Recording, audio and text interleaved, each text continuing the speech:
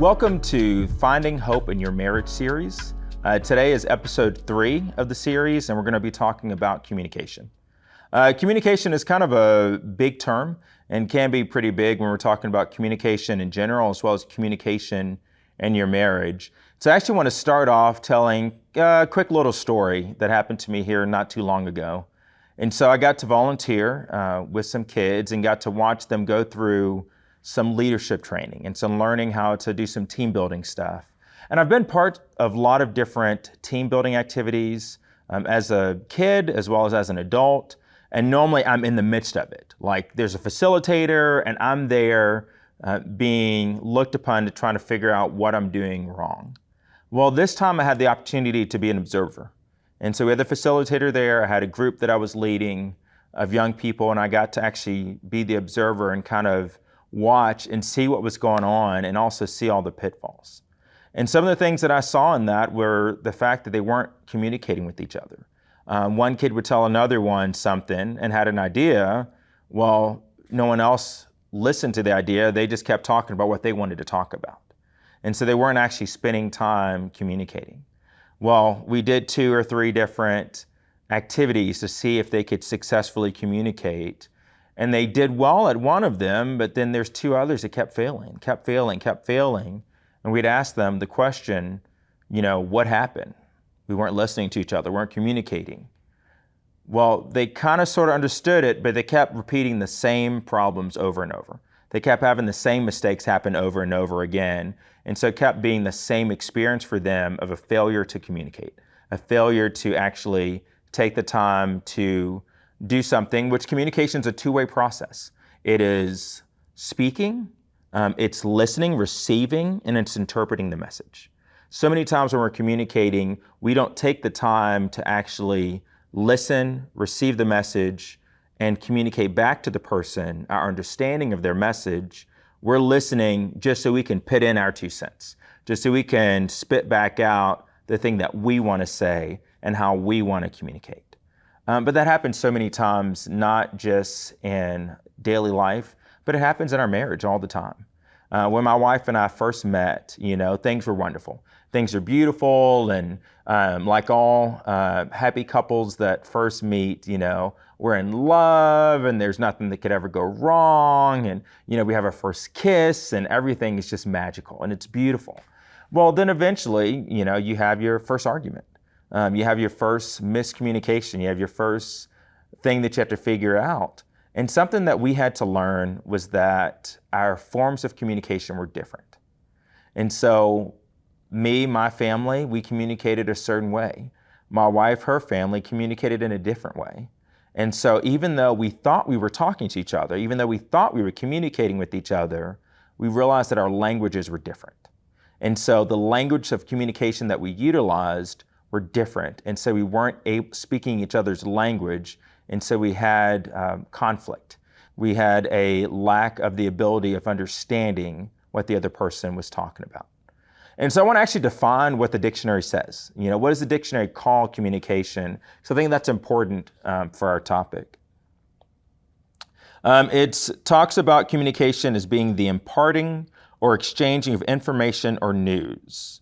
And it also says communication is a means of sending or receiving information, such as phone lines or computers. And so many times we get stuck on one side of the equation or the other. And how many times have you said, well, I'm communicating, they're not communicating? How many times have you said, well, I'm listening to them, they just don't like what I said? But are you really? Are we really actually communicating? Are we really listening? Or are we just wanting the person to do what we want them to do and want the person to react the way we want them to react? So there's 5 different styles of communication that you can find that can be helpful when understanding how you can learn to speak the other person's language. So many times when we're coming from different family environments, sometimes we're coming from different cultures and we come together in marriage. Sometimes it's different socioeconomic statuses, different parts of the country, different parts of the world. But a lot of times it's not even that different. You may be the same culture, the same race, ethnicity. You may be from the same socioeconomic status, but your families are different. And so your family culture is different. And so the way you communicate is different. And so it's helpful to know different communication styles and what's important. So those 5 different styles are an assertive communication style. And so you assert yourself and kind of want to be there right up front, want to be the person that is kind of knows everything. An aggressive communication style, it's more in your face. And so you've got the person that is there in your face. They're there saying, hey, this is what's going on and here's what's happening. You've got a passive communication style. They're talking to you, but they kind of say things in kind of an underhanded way. And so they may say, well, you can do that if you want. They're just hoping you say something different. You've got a passive aggressive communication style. They tend to be a little more putting in things can be slightly manipulative a little bit, but they're passive in how they say things. They don't really want to get into conflict, but they also really want you to do things the way they want to do without having to tell you, hey, do things my way. And then you have manipulative communication style. And so you have someone that actually will go through and kind of twist and turn things in such a way that you think that, oh, it's actually your idea, but really they're just trying to manipulate the situation. And so you may fall within one of those 5 categories. Your spouse may fall into one of those 5 categories. And so you have to be able to understand that there's multiple ways to communicate. There's multiple ways to talk to each other, multiple ways to communicate with each other. And so learning what your communication style is, learning how to actually look at your background, what is the most common, your natural way of communicating based on your family structure, how you grew up, and then looking at your spouses, significant others, family structure, how they grew up, and understanding how do you bring those communication styles together, and how do you truly work with each other, listen to each other, and talk to each other in such a way that you are both communicating your needs, your wants, your desires, and that you lessen your conflict based on not understanding what the other person wants, needs, or is trying to say. And so as followers of Christ, we always look to God's word for instruction. We look to God's word to see what he says.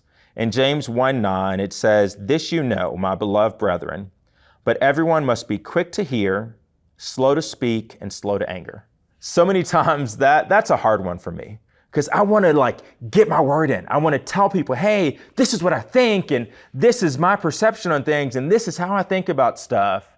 But I have to remember that about being slow to speak, quick to hear, and slow to anger. And so that is so important when you're communicating. It's so important when you're trying to take the time to accurately communicate what is going on in your life and in your marriage. The Bible also says in John 13:34, it says, "A new commandment I give to you, that you love one another, even as I have loved you, that you also love one another. By this, all people will know that you are my disciples if you have love for one another." And so how important is that we love one another? That is the most important thing.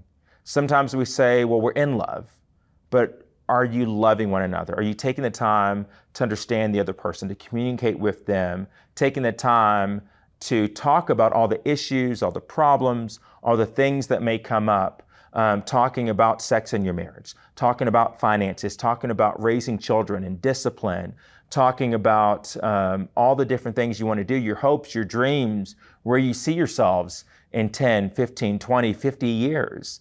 Are you taking the time to communicate with that and working together towards a common purpose, towards a common goal? So one of the things that I did is I actually asked different friends, I said, hey, what are some things you would tell someone about their marriage, things that you've learned communicating in marriage?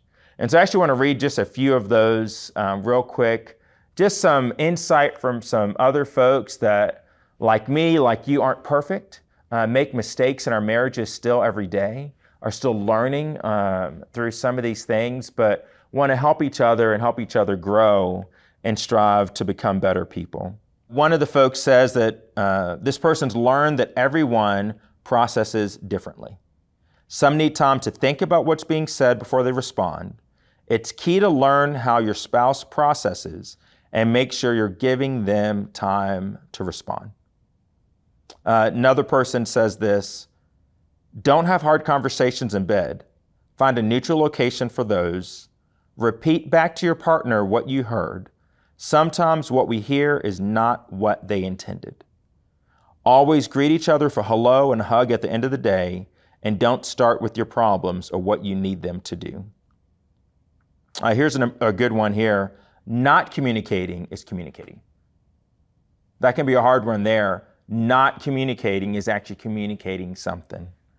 This person here says they learned that communication is the key to a healthy marriage. Learning how your spouse communicates is important for the success of honest communication. So another person said they believe that communication, if done effectively, can bring two people closer and truly be a part of abundant life. The bad, if you don't communicate effectively, then someone else might be doing that with your spouse. And so each of these folks have shared kind of their perspective of communication. Some people have come from a point of brokenness, a point of heartache from their marriage. Some people are coming from a place of joy. Some people are coming from a place where they're new in their marriage and they're learning, they're growing. And we should all be learning and growing in our marriage every day. But the biggest thing I want you to hear is start communicating today.